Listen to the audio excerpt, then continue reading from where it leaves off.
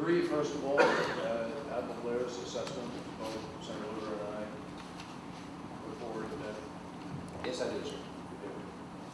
And where would you place, I mean, at this point in time, post-election, and given the dynamics, where would you place us on that course at this point?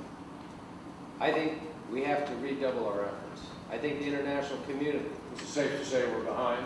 We are. How far behind? I think it's possible to get done everything we have to get done, but we can't waste another minute. The time is now. Exactly what, give me the order of priority, what has to happen here to make this work? There's three things that have to happen. The first is that we have to take the lessons from the elections and turn them into solutions for the referendum. There has to be better voter education. There has to be a better system of logistics and procedures, administration.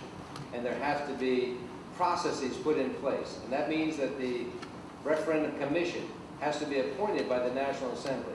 They have to be financed and they have to be given the training. I worry about the diaspora registration. This registration will be so complex, and it happens in July 9th. That's when it starts, because they have to register people in countries outside, in 14 different nations, and they don't have the system of chiefs to do that. And there's sometimes not the requisite birth certificate and those things to prove residency of the South. These are issues that have to be resolved, and I'll move quickly, but we have to learn the lessons and do the preparation. That means that IFIS, the international monitoring teams, have to be on the ground right now, working not as referees who throw in a red card, but as coaches and folks that can help make this successful. Because if we're not successful in achieving a referenda that is credible from international standards and represents the will of the people, so they say, yes, my will has been acknowledged, and that the North can recognize that, I believe it's going to be problematic.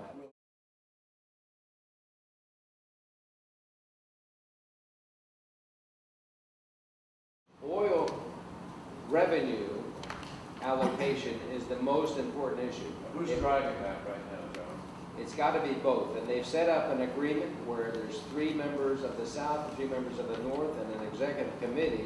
Those groups are going to start talking, but it has to happen as soon as possible, because these are tough issues. And there's other things that have to happen in terms of maybe an audit and maybe some more technical. Is there a referee or catalyst for that right now? They've asked the Norwegians, because of the history that they've had with the oil, to help. They've also asked us to help as technical advisors. And we've also been working with Chatham House and other people to come up with some options for them, looking at other well sharing arrangements, like with the pipeline that goes from Chad to Cameroon, the TBC and things like that. So we'll continue to provide the technical advice. But now I believe it's not any more time left for study. We have to start making the negotiation, and we need to encourage both the North and the South to do that as soon as possible. The last issue you mentioned, though, is the border demarcation.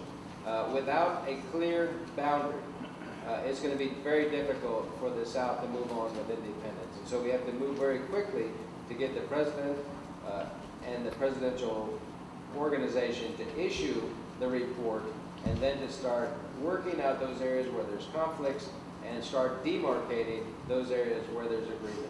That has to happen. All these things have to happen by November.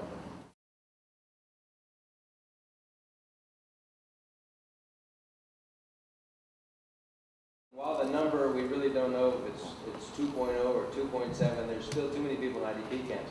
But the problem is that we've gone into a mode of sustained relief. And we're entering our 7th year of sustaining people with food and health care and things, and it's great we're doing that. But at some point, we have to break that mold and go into sustainable recovery and development. There's the institutions that have to change in Darfur. We have to make it possible for women to be part of the police force.